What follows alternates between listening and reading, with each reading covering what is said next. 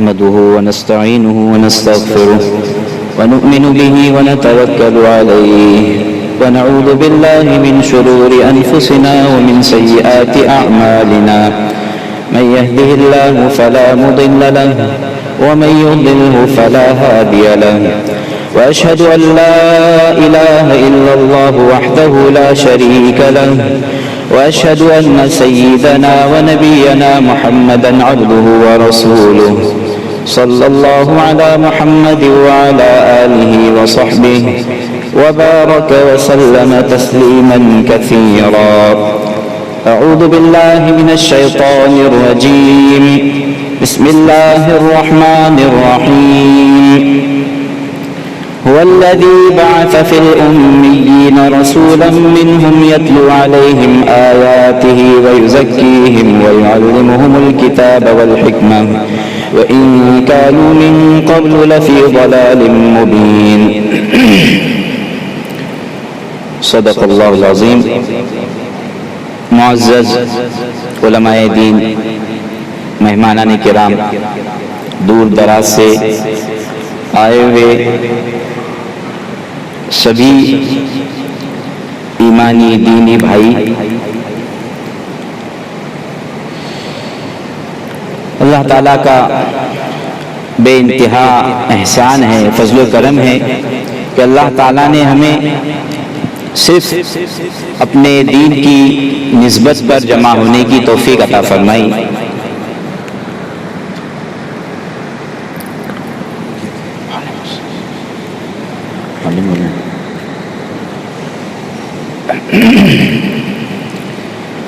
علم دین کا حاصل کرنا فرض ہے.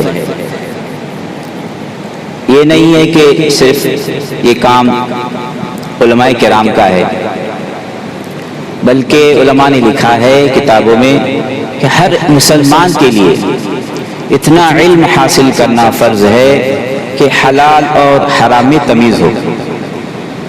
چنانچہ اللہ کے نبی صلی اللہ علیہ وسلم نے فرمایا، طلب العلم فریضۃ علی کل مسلم و مسلمۃ. ہر مسلمان مرد پر عورت پر علم دین کا سیکھنا فرض ہے.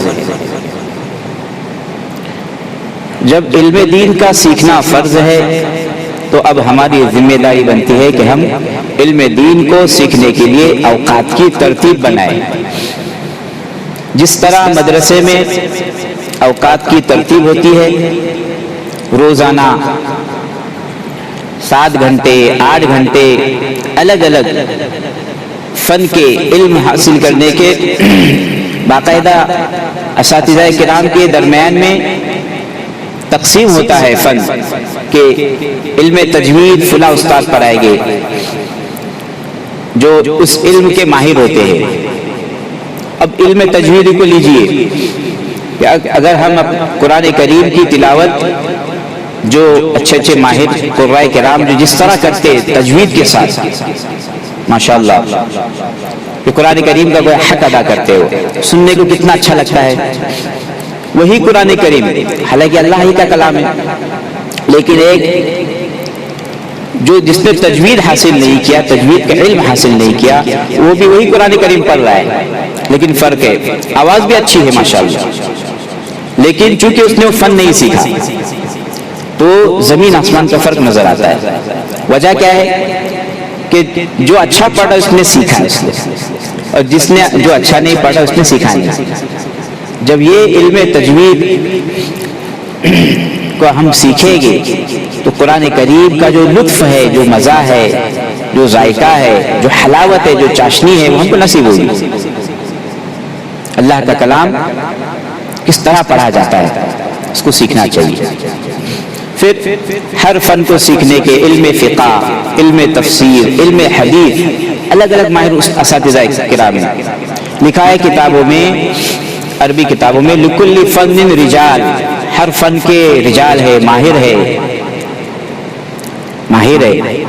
پہلے زمانے میں اس طرح ہوتا تھا کہ علم نحو کو ایک استاد سے سیکھتے تھے، عربی لغت کو، عربی زبان کو ایک استاد سے 1 سال میں 2 سال میں مکمل مہارت. چنانچہ امام شافعی رحمۃ اللہ علیہ کے تعلق سے آتا ہے کہ امام شافعی رحمۃ اللہ علیہ نے قبیل حذیل کے 10,000 اشعار حفظ کیے تھے.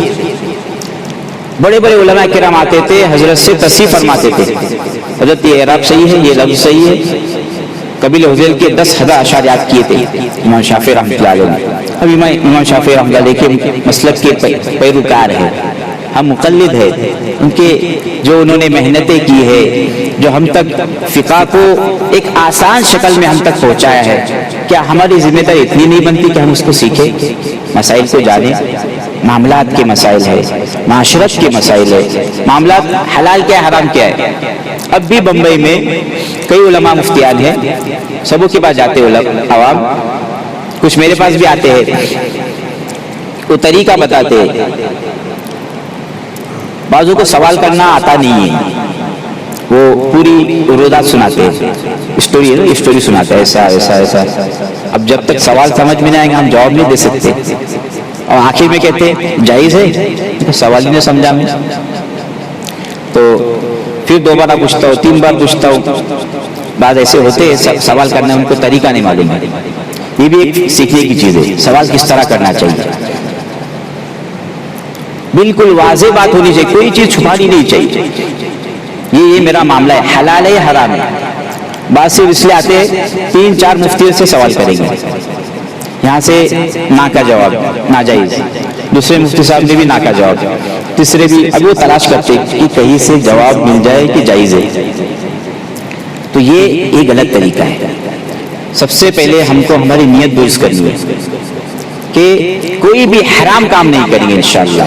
یہ نیت کریں، چاہے وہ معاملات سے متعلق ہو، اس لیے کہ حرام غذا اگر جائے گی ہمارے پیٹ میں تو اسی کے اثرات ظاہر ہونے والے ہیں. نہ عبادت کی توفیق ہوگی، نہ عبادت کریں گے وہ قبول ہوگی، عبادت قبول بھی نہیں ہوگی. چنانچہ مشہور ہے علماء دیوبند کے جو اساتذہ کرام تھے نا، تو ان کو سال میں ایک مرتبہ ایک دیہاتی جو غالباً اس کا کھیتی کا یہ تھا، کھیتی کیا کرتا تھا، اب سال میں ایک مرتبہ حلال میں برکت ہوتی ہے لیکن وہ دکھنے میں کم ہوتا ہے. پیسہ جو ہے ہم سمجھتے برکت کا مطلب لاکھوں کروڑوں روپے ہونا چاہیے تو یہ برکت ہے.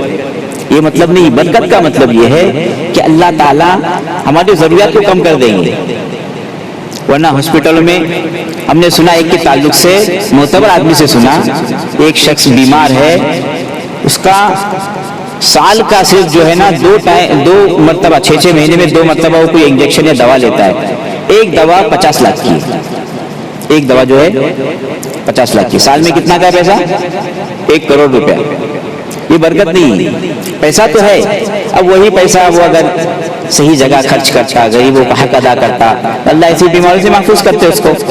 اس لیے زیادہ مال کی چاہت نہیں رکھنی چاہیے، پھر وہ حقوق لے کے آئے گا. اور اگر حقوق نہیں ادا کریں گے تو فقر کا سبب. چنانچہ حضرت علی رضی اللہ عنہ فرماتے ہیں حلالھا حساب و حرام و عقاب.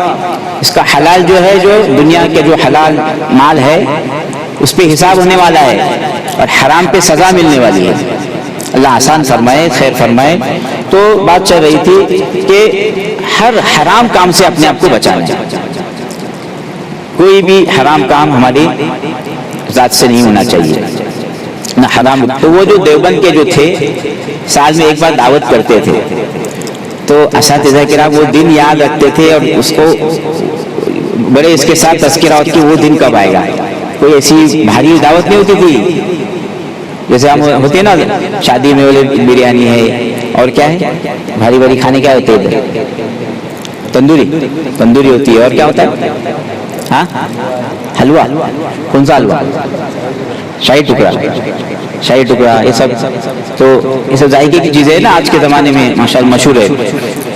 ہم تو یہی حساب سے سوچتے ہیں کہ ماشاءاللہ آج تو خوب دبا کے کھائے گے. مدرسے میں ایک بار دعوت ہوتی تھی مولانا شوکت صاحب کی طرف سے، تو بریانی کی دعوت ہوتی. بمبئی سے آتے تھے آدمی، ہر چیز لے کے آتے تھے، لکڑا بھی لاتے تھے اور دیگ بھی لاتے تھے، اور ماشاءاللہ خالی مدرسے کا پانی استعمال ہوتا تھا. تو بچے صبح میں ناشتہ نہیں کرتے تھے ماشاءاللہ، ناشتہ کریں گے تو بھوک کم لگیں گی. تو یہ ہوتا. تو اساتذہ جو دیوبند کے جو اساتذہ تھے وہ دن یہ کرتے تھے، اس کو یاد کر کب آئے گا دن. وجہ یہ بتاتے ہیں کہ وہ بندہ جو تھا اس کی آمد بھی حلال تھی، اس کی آمد بھی کیا تھی؟ حلال تھی، حرام کی ملاوٹ نہیں تھی. تو کیا ہوا؟ تو ہم کیا حرام کرتے؟ اب لوگ پوچھیں گے ہم کیا حرام کرتے؟ حلال بھی کرتے ہم لوگ، لیکن اساتذہ جو تھے نا وہ فرماتے ہیں 40 دن تک اس کی نورانیت باقی رہتی تھی اعمال میں. ایسا وہ حلال کھانا رہتا تھا، 40 دن تک اس حلال کھانے میں برکت رہتی تھی، نورانیت محسوس کرتے تھے اساتذہ. اب سوچو جو آدمی ہمیشہ حلال طریقے سے کمائے گا تو خود اس کے اندر، وہ تو روز کھا رہا ہے حلال، اب وہ سال میں ایک بار کھا رہے 40 دن تک اس کی برکت ہے. جو روزانہ کھائیں گا دن میں 2 بار 3 بار حلال طریقے سے، اس کی برکت نورانیت کتنی ہوگی، اس کو کس طرح سے وہ زندگی گزارے گا نیک. ہم کہتے ہیں نا کہ دعا کرو، ہم سے برائی کی عادت چھوٹتی نہیں. یہ اس کا بڑا دخل ہے حرام کا. اللہ کے نبی صلی اللہ علیہ وسلم نے فرمایا جو جسم حرام سے پرورش پائے گا جہنم کی آگ اس کے لیے زیادہ حقدار ہے، اس کی مستحق ہے، وہ جہنم کی آگ کا زیادہ مستحق ہے. اب ایسا نہیں کہ اللہ نے حلال راستے بند رکھے یا کم رکھے اور حرام بہت زیادہ ہے. ایک بزرگ تھے، حضرت میرے مولانا منیر صاحب سے واقعہ سنا تھا. ان کے پاس ایک شخص آئے، بولے حضرت میں سفر میں جا رہا ہوں، کچھ نصیحت فرمائیے. فرمایا ہاتھی گوشت مت کھانا. کیا فرمایا؟ ہاتھی گوشت مت کھانا. دوسرے بھی ساتھی تھے، وہ جو ساتھی تھا وہ پکا مرید تھا، پکا مرید ہے شیخ کی مانتا ہے. خیر وہ سفر شروع ہوا. اب نصیحت تو سمجھ میں نہیں، ہاتھی گوشت نہ کھائے کیا مطلب ہاتھی گوشت نہ کھائے. اب وہ گئے جنگل کا راستہ. اب جیسے جنگل میں جو توشے سفر تھا، سفر اس زمانے میں ہوٹلیں نہیں تھی، بھوک لگی، جو بھی تھا کھانا ختم ہو گیا، دوبارہ بھوک لگی تو اب پریشان. اب جنگل میں کیا کریں گے؟ کوئی شکار ملے گا تو شکار کریں گے. اتنے میں ہاتھی کا بچہ آیا. کیا آیا؟ ہاتھی کا بچہ آیا. اب سخت بھوک لگی تو وہ مردار بھی حلال ہوتا ہے، مردار بھی حلال ہوتا ہے. تو دوسرے ساتھیوں نے اس کو پکڑ کے ذبح کر کے بہترین اس کی تندوری بنائے، مزے سے کھانے لگے. اب اس کو بھی بھوک لگی ہے، لیکن اس کے پکا مرید جو تھا وہ سوچا کہ شیخ نے فرمایا ہے کہ ہاتھی کا گوشت مت کھانا، وہ نہیں کھایا. جنہوں نے کھایا وہ تو ماشاءاللہ قیلولہ تو لمبا قیلولہ ہوا ان کا، پھر آرام سے کھراٹے لے کے سونے لگے. اب یہ بھوکا، اس کو کیا نیند آتی. اب وہ جو ہاتھی کا بچہ، اس کی ماں ڈھونڈ رہی تھی بچے کو، میرا بچہ کہاں گیا. ڈھونڈتے ڈھونڈتے دیکھی کہ یہ سب مردہ پڑے سوئے ہوئے. اب اس نے سونڈ سے سب کے منہ کو سننا شروع کیا کس نے کھایا گوشت. تو جہاں جہاں سے وہ آتی وہ سونڈ میں لے کر اس کو پٹک دیتی، پھاڑ کے مار دیتی تھی، سب کو مار دی اس نے. اب اس کے پاس آئی تو یہ بھی کچھ کھایا بھی نہیں تھا، بھوک سے اس کو نیند بھی نہ آ رہی تھی، اس کے منہ سے بو نہیں آئی. تو اس کو اٹھائی اور سون سے اپنے پیٹ پر رکھی اور آگے جانے لگی. ایک پھلدار درخت کے نیچے وہ ہاتھی کھڑی رہی اور اس نے پھر پھل لیا اور کھانے لگا. یہ حلال کی برکت ہے. اللہ تعالیٰ فرماتے ہیں سورہ طلاق میں 28ویں بارے میں وَمَن يَتَّقِ اللَّهَ يَجْعَل لَّهُ مَخْرَجًا وَيَرْزُقْهُ مِنْ حَيْثُ لَا يَحْتَسِبُ، کہ جو تقوی اختیار کرے گا، اللہ سے ڈرے گا، اللہ کے اوامر پہ عمل کرے گا، منہیات سے بچے گا، گناہوں سے بچے گا، اور جو فرائض اس پہ عمل کرے گا، اللہ تعالیٰ يَجْعَل لَّهُ مَخْرَجًا، کہ جو راستہ بند ہے اللہ کھولیں گے. راستہ بند ہے نا، تنگ راستہ اللہ کھول دیں گے. وَيَرْزُقْهُ مِنْ حَيْثُ لَا يَحْتَسِبُ، اللہ اس کو ایسی جگہ سے روزی دیں گے اس کو گمان بھی نہیں ہوگا. اور ایک میں نے ترجمہ بتایا تھا کہ روزی بلا حساب دیں گے، روزی بلا حساب اللہ تعالیٰ دیں گے. تو ہم محنت کریں، کوشش کریں. اب تقویٰ کوئی مشکل چیز نہیں ہے، تقویٰ کوئی، اب اس میں بعضوں کو تقوی کا حیضہ بھی ہوتا ہے. حضرت تھانوی فرماتے ہیں رحمۃ اللہ علیہ، اللہ درجات بلند فرمائے، دین کو آسانی کے ساتھ پیش فرمایا. فرمایا ایک آدمی تھا، اس کو تقوی کا حیضہ تھا. تقوی کا اس کو حیضہ ہے نہیں، اوور لوڈ تو زیادہ متقی بننے دیکھتا ہے، ایسے بھی کچھ لوگ ہوتے. تو بہرحال وہ یہ تھا کہ اس کا جو بیل تھا وہ دوسرے کے بیل ہے، وہ غیر ذلیل العقول ہے، اس کو عقل نہیں ہے.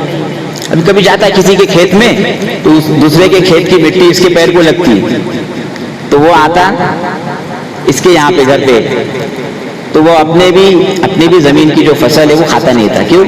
بولے دیکھو دوسرے کی مٹی لے کر آئے نا بیل، میں نہیں کھاؤں گا. وہ فرماتے تقوی کا حیضہ ہے، تقوی کی بھی لمٹ ہے، اس کا بھی ایک درجہ ہے، اس کی بھی حد ہے، سمجھے؟ تو متقی بننا کوئی مشکل کام نہیں. غالباً حضرت تھانوی کسی اور کا قول ہے کہ جس طرح وضو ٹوٹتی ہے تو کیا کرتے؟ وضو کرتے. تقویٰ ٹوٹے گا تو کیا کریں گے ہم؟ تقویٰ ٹوٹے گا تو کیا کریں گے؟ توبہ استغفار کریں گے، دوبارہ پھر ہوا متقی بن گئے. کتنا آسان ہے. کوئی بھی گناہ ہو جائے، پچھلے گناہوں پر نادم شرمندہ جب بندہ ہوتا ہے، اللہ سارے گناہوں کو معاف کر دیتے ہیں. اس لیے فرمایا کہ توبہ ندامت کو کہتے ہیں. دل میں شرمندگی ہو، ندامت ہو، اللہ تعالیٰ ہر گناہ کو معاف کرتے ہیں. تو یہ دین کا علم حاصل کرنا ہر مسلمان مرد پہ عورت پہ فرض ہے. اب اس کو سیکھنے کی ہم کیا کریں گے؟ اوقات کی ترتیب بنائیں گے. جب تک اوقات کی ترتیب نہیں بنائیں گے کبھی نہیں ہو سکتا کام. حضرت تھانوی رحمۃ اللہ علیہ بہت زیادہ تصنیفات ان کی ہے، کتابیں ہیں، اور بہت ہی زیادہ محنت کے ساتھ تحقیق کے ساتھ لکھی ہے حضرت تھانوی نے. پورے علماء میں مقبول ہے حضرت تھانوی کی تصنیفات. مقبول ہی ہے، مقبول بھی ہے، تذکرے بھی ہو رہے. ابھی وہ حضرت کے ملفوظات 30 کے 35 جلدوں میں چھپے. جو ملفوظات حضرت نے فرمائے نا، بیانات الگ، مواعظ الگ، ملفوظات سے اتنا کام کیے. وجہ کیا تھی؟ کس وجہ سے وہ اتنا کام کیے؟ نظام الاوقات. اوقات حضرت کے مرتب تھے، حتیٰ کہ لوگوں میں مشہور تھا کہ اگر گھر ہی درست کرنا ہے تو حضرت تھانوی کی زندگی سے کرو. اس وقت کیا کر رہے؟ فلاں کام کر رہے، اتنے بجے ہو جائے. اتنا خیال رکھتے تھے. ہم 1 منٹ 2 منٹ 5 منٹ 10 منٹ آدھا گھنٹہ، ہمارے حضرت فرماتے ایک آدمی نے کہا کہ ابھی 5-10 منٹ میں آتا ہوں، آدھے گھنٹے کے بعد آیا. اللہ کے نبی صلی اللہ علیہ وسلم سے ایک شخص نے کہا ابھی آتا ہوں، 3 دن کے بعد آیا. کتنے دن کے بعد آیا؟ 3 دن کے بعد آیا. اللہ کے نبی صلی اللہ علیہ وسلم نے فرمایا تم نے ہم کو تکلیف دی. تو یہ چیز ہوتی ہے اوقات کی پابندی. آج اغیار نے، غیروں نے یہ چیزیں ہم سے لے لی. ٹائم ٹیبل، وقت کے پابند، چاہے دنیا کے لیے. ہم نہ دین کے وقت کے اعتبار سے وقت کے پابند، نہ دنیا کے اعتبار سے. ایک ڈاکٹر صاحب بیٹھے ہوئے ہمارے حضرت سے، بورڈ لگا ہوا ہے 10 بجے کلینک کھلے گی، آتے تھے 11 بجے. حضرت نے فرمایا، پوچھا کلینک کب کھلتے ہو؟ کہنے لگے کہ 10 بجے کا بورڈ ہے، کھلتے کب ہو؟ 11 بجے. حضرت نے فرمایا یا تو زندگی بدل دو یا بورڈ بدل دو. تو انہوں نے کہا نہیں حضرت زندگی بدل دوں گا. میں کیا کروں گا؟ جو وقت ہم نے طے کیے، راجپور نہیں، راجپور وہاں مشہور ہے، لوگوں کو معلوم ہے. جنازہ جب ہوتا ہے وقت طے ہے، پہلے ہی طے کر لو. 11 بجے اٹھیں گی کہ 11:15 کو کہ 11:30 کو کہ 12 بجے، پہلے ہی بتاؤ، مشورہ کرو، پھر بتاؤ ہم کو. بولے اتنے بجے، ٹھیک ہے. پہلے سے تیار رہتے ان کے جماعت کے ساتھی. جیسے ہی وقت ہوا فوراً جنازہ اٹھتا ہے. اب جو لوگ آئے ہیں اتنے دور دراز سے، ان کو تکلیف نہیں ہو رہی. ہم جو ٹائم جو بڑھاتے ہیں نا 5 منٹ 10 منٹ، جو آئے ہوئے ان کی ہم قدر نہیں کرتے. جو آئے ہوئے ہیں، بیانات میں بھی اس طرح ہوتا ہے، عام حالت ہے. خیر ایک الگ موضوع ہے وقت کی اہمیت اللہ تعالیٰ. لیکن اس سے کیا فائدہ ہوگا؟ علم دین کو حاصل کرنے کے لیے ہم کو ایک وقت چاہے 5 منٹ یا 10 منٹ کسی عالم دین سے، کسی مفتی سے، کسی عالم دین سے یا حافظ صاحب سے، جو بھی ہے ابتدائی مسائل یا قرآن کریم کی تصحیح ہم کرا لیں. حضرت عمر رضی اللہ عنہ بڑی عمر میں، صحابہ کرام تمام تقریباً جو بڑے عمر میں تھے اس وقت اسلام لائے، اسی عمر میں انہوں نے دین کا علم حاصل کیا. اس میں شرم محسوس نہیں کرنا ہے. شرم، عار، شرم، تکبر. اور ایک چیز ہے جو عار بنتی ہے، رکاوٹ بنتی ہے علم حاصل کرنے سے. انسان اپنے آپ کو بڑا سمجھتا ہے یا شرم محسوس کرتا ہے یا سستی کاہلی. ہمارے حضرت فرماتے ہیں سستی کاہلی، شرم، عار. وہی عار یعنی شرم. اور تیسری چیز ہے تکبر. آدمی اپنے آپ کو بڑا سمجھے گا کبھی علم حاصل کرے گا. اس لیے شیطان نے کیا کہا کہ میں سجدہ کیسے کروں؟ انا خیر من، میں تو آدم سے بہتر ہوں. علم حاصل نہیں کیا. اللہ کی بات پر اس نے عمل نہیں کیا، اس لیے اللہ تعالیٰ نے اس کو دربار سے نکال دیا۔ تو ہم کچھ اوقات کی ترتیب بنا لیں، قرآن کریم کا علم حاصل کریں گے، احادیث کا علم حاصل کریں گے، مسئلے مسائل سیکھیں گے، ہماری وضو صحیح ہو، بنیادی مسائل تو سیکھ لیں، ہم حج کو جانا ہے، عمرے کو جانا ہے تو سیکھ کر جائے۔ مستقل بمبئی میں تو بمبئی ہی سے چونکہ جاتے ہیں حاجی اور عمرہ کرنے والے، ان کو سکھایا جاتا ہے باقاعدہ، کیمپ لگتے ہیں 3 دن کے 4 دن کے، اس طریقے سے تو سکھایا جاتا ہے۔ تو یہ علم دین کا حاصل کرنا ہر مسلمان پہ فرض ہے، اس کے بغیر اگر ہم یہی سوچتے رہیں گے کہ یہ کام علماء کا ہے تو ہم ان سے دور رہیں گے۔ یہی وجہ ہے کہ آج علماء میں اور عوام میں جو خلا ہوا، جو فاصلے ہوئے، دوریاں جو بڑھی نا، یہی کہ ہم نے مستغنی سمجھ لیا اپنے آپ کو کہ مجھے ضرورت نہیں ہے۔ جب انسان کو کسی چیز کی ضرورت ہوگی تو وہ اس چیز کو حاصل کرنے کی کوشش کرے گا۔ آج ہم نے مستغنی سمجھ لیا اپنے آپ کو۔ حدیث پاک میں آتا ہے کہ کل قیامت کے دن جب اللہ تعالیٰ جنتیوں کو جنت میں داخل فرمائیں گے، ساری نعمتیں عطا فرمائیں گے، پوچھیں گے اللہ مانگو کیا مانگنا ہے، تو جو علم والے نہیں ہوگے ان کو سوال ہی نہیں سمجھ میں آئے گا کیا جواب دے سوال کا۔ اس وقت وہ علماء سے پوچھیں گے کہ کیا مانگے، اللہ سے کیا مانگنا چاہیے، سمجھے؟ وہاں بھی ضرورت پڑی علماء کی۔ تو جب وہاں ضرورت پڑی تو یہاں ضرورت نہیں ہم کو۔ ایک شخص تھے اللہ کے نبی صلی اللہ علیہ وسلم کے دور میں، وہ زخمی ہو گئے، غالباً جہاد میں زخم آیا، سخت زخم آیا۔ اب غسل کرنا، غسل کی حاجت پیش آئی، پانی بہانا، ایسے وقت میں سخت ٹھنڈی کا وہ موسم تھا۔ انہوں نے ایک دوسرے شخص سے پوچھے مسئلہ کہ اس وقت مجھے کیا کرنا چاہیے، میں غسل نہیں کر سکتا، اگر میں پانی ڈالتا ہوں زخم میں تو مجھے تکلیف ہوگی بہت زیادہ۔ انہوں نے کہا نہیں، تم کو تو غسل کرنا ہی ہے، تم کو غسل ہی کرنا ہے، اور کوئی اس کا یہ نہیں ہے، دوسرا کوئی بدل نہیں ہے اس کا۔ انہوں نے غسل کیا، سخت ٹھنڈی تھی اور بیمار بھی تھے، انتقال ہو گیا۔ یہ بات اللہ کے نبی صلی اللہ علیہ وسلم کو معلوم ہوئی، بہت ناراض ہوئے اللہ کے نبی صلی اللہ علیہ وسلم، بہت ناراض ہوئے۔ فرمایا تم نے پوچھا کیوں نہیں، جب تم کو علم نہیں تھا پوچھا کیوں نہیں؟ کیا اس کا بدل تیمم نہیں تھا؟ اس کا بدل تیمم نہیں تھا؟ تیمم مٹی سے، اب یہ مستقل یہ بھی مسائل سیکھنا چاہیے، تیمم کب کرنا ہے، کیا شرائط ہے اس کی، کیا ارکان ہیں۔ تو اب ایک علم حاصل کرنا ایک چیز کا، ایک مسئلے کی نہ پوچھنے پر ایک آدمی کی موت ہو رہی، تو بتاؤ کتنا نقصان ہوگا اس پر؟ بہت زیادہ نقصان اس کے ہے، بہت زیادہ نقصانات ہے۔ چنانچہ آپ یہ اندازہ کیجئے کہ جس وقت میں، جو میں نے آپ کے سامنے آیت پڑھا، کہ جس وقت اللہ تعالیٰ نے احسان کیا ایمان والوں پہ کہ انہی میں سے ایک رسول کو بھیجا، وہ رسول کیا کرتے ہیں؟ ان کا تزکیہ کرتے ہیں، قرآن کریم کی آیت کی تلاوت کرتے ہیں، ان کو کتاب حکمت کی تعلیم دیتے ہیں۔ وَإِن كَانُوا مِن قَبْلُ لَفِي ضَلَالٍ مُبِينٍ، حالانکہ وہ لوگ اس سے پہلے کھلی گمراہی میں تھے۔ دوسری آیت میں ہے 4 پارے کی، کہ تو سورہ جمعہ کی تھی، کہ اللہ کی اس نعمت کو یاد کرو جو اللہ نے تم پہ نعمت کی، اس کو یاد کرو۔ وَاذْكُرُوا نِعْمَتَ اللَّهِ عَلَيْكُمْ إِذْ كُنْتُمْ أَعْدَاءً، جب تم آپس میں ایک دوسرے کے جانی دشمن تھے۔ زمانے جاہلیت میں اتنی خون ریزی عام تھی کہ معمولی سی بات پر 40 سال تک جنگیں ہوتی تھی۔ وجہ کیا تھی؟ علم سے دوری، علم سے دوری۔ شراب عام تھی، زنا کی کثرت تھی، نکاح صحیح طریقے سے نہیں ہوتے تھے، عموماً لڑکیوں کو زندہ دفن کیا جاتا تھا۔ جب لڑکی پیدا ہوتی کسی کے گھر، اس کو زندہ دفن کرتے تھے۔ جوا عام تھا، سٹے بازی، اسی طریقے سے کسی کو قرض کی ضرورت ہوتی تھی تو جو پیسے والا ہوتا اس پہ سود دیتا تھا، عام تھا۔ بہت زیادہ خرافات اور بہت زیادہ برائیاں اس وقت زمانے جاہلیت میں تھی۔ تو اللہ تعالیٰ نے وہی اسی کی طرف اشارہ فرمایا، اذ کنتم اعداء، اللہ کی نعمت ہے تم پہ کہ اللہ نے جب تم آپس میں ایک دوسرے کے دشمن تھے، جائے قبیلے ایک دوسرے کے دشمن تھے، دشمنیاں تھی، ایک دوسرے کی تعصبیت تھی۔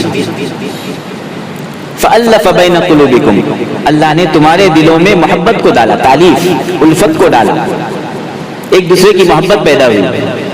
چنانچہ اللہ تعالیٰ نے فرمایا کہ مسلمان انما المؤمنون اخوہ، ایمان والے آپس میں بھائی ہیں۔ اللہ کے نبی صلی اللہ علیہ وسلم نے فرمایا المسلم اخو المسلم، مسلمان دوسرے مسلمان کا بھائی ہے۔ اگر یہ اخوت قائم نہ ہوتی تو آج اتنے لوگ دنیا میں آپ کو نظر نہیں آتے، اور اتنی جو بھی کچھ باقی ہے محبتیں، یہ بس اسی کا نتیجہ ہے، اسلام کی برکت ہے۔ اذ کنتم اعداء فالف بین قلوبکم فاصبحتم بنعمت اخوانا، پھر تم اللہ کی اس نعمت کی وجہ سے ایک دوسرے کے کیا بن گئے؟ اخوانا، بھائی بن گئے۔ وکنتم علی شفا حفرۃ من النار، اور تم بالکل جہنم کے دہانے پر تھے، کنارے پہ تھے۔ فانقذکم منها، اللہ نے تم کو جہنم سے دور کر دیا، بچایا، ہٹایا تمہیں۔ تو یہ اللہ تعالیٰ نے جو ہمیں دین اسلام کی دولت دی ہے، یہ پورا کے پورا پہلی وہی کیا ہے؟ اقرا، پڑھو۔ کیا پڑھو؟ اور ہم پڑھنے کو تیار نہیں۔ اقرا، علم حاصل کریں گے تو ساری جو بھی آپسی رنجشیں ہے، گندگیاں ہے، آپسی عداوتیں ہیں، دشمنیاں ہیں، ایک دوسرے کی برائیاں ہیں، یہ سب ختم ہو جائے گی۔ کیوں؟ جب علم آئے گا تو وہ روشنی لے کے آئے گا۔ اسی لیے فرمایا، علماء فرماتے ہیں کہ اللہ نے صرف کتاب نہیں اتاری، قد جاءکم من اللہ نور و کتاب مبین، پہلے نور کو ذکر کیا، یا نور سے مراد اللہ کے نبی صلی اللہ علیہ وسلم کی ذات مبارک، کہ تمہارے پاس کھلی کتاب بھی آئی ہے اور نور بھی آئے گا۔ تو اللہ چاہتے تو صرف کتاب کو اتارتے، پڑھو ابھی کتاب، استاد کی ضرورت نہیں۔ لیکن اللہ تعالیٰ نے ایک نظام بنایا کہ رجال اللہ کتاب اللہ، اللہ کی کتاب ہے، لیکن وہ کس سے پڑھیں گے؟ ہم استاد سے پڑھیں گے۔ سب سے پہلے اللہ کے نبی صلی اللہ علیہ وسلم یہ معلم ہے، سب کے معلم استاد تھے، صحابہ کرام کے تعلیم دی۔ وَيَعَلِّمُهُمُ الْكِتَابَ وَالْحِكْمَةَ، کتاب کی تعلیم، یعنی قرآن کریم کی تعلیم دیتے ہیں اللہ کے نبی صلی اللہ علیہ وسلم۔ یہ مقاصد میں سے، بعثت کے مقاصد میں سے، اور وہی مقصد اللہ تعالیٰ نے علماء کو دیا ہے۔ کیا ہے؟ العلماء ورثۃ الانبیاء، علماء انبیاء کے وارث ہیں، یعنی جو مقاصد انبیاء کے تھے وہی مقاصد علماء کے ہیں، کہ عوام کو جو علم دین جنہوں نے حاصل نہیں کیا ہے ان کو علم سکھانا۔ چنانچہ اللہ کے نبی صلی اللہ علیہ وسلم کے زمانے میں دو بستی والے، ایک بستی والے اہل علم تھے اور دوسرے بستی والے اہل علم نہیں تھے۔ اپنا اہل علم غیر اہل علم کو علم سکھا رہے، نہ غیر اہل علم سے علم سیکھ رہے۔ یہ اللہ کے نبی صلی اللہ علیہ وسلم تک شکایت آئی، ڈائریکٹ نہیں کہا،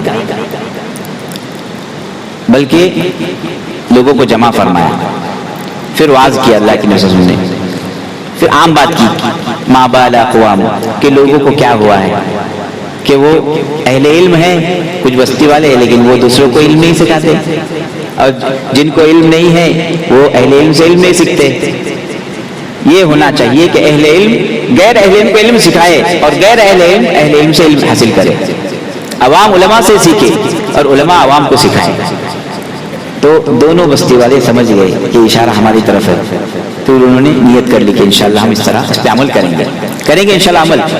تو علماء انبیاء کے وارث ہیں۔